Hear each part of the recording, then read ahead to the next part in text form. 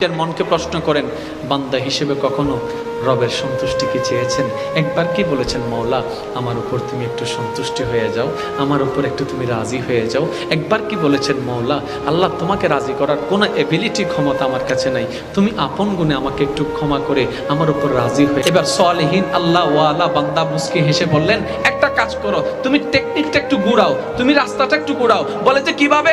বলে যে তোমার বাবা দাদা যেদিকে মুখ দিয়ে চলেছে তুমি সেদিকে পিঠটা দেখাই দাও, পিঠটা দেখাই উল্টা পথে হাঁটো, তোমার রবের রহমতের দিকে হাঁটো। যখন তুমি রবের রহমতের দিকে হাঁটতে থাকবা, অটোমেটিক তোমার চাওয়ার দুনিয়া তোমার পিছনে হাঁটতে শুরু করবে।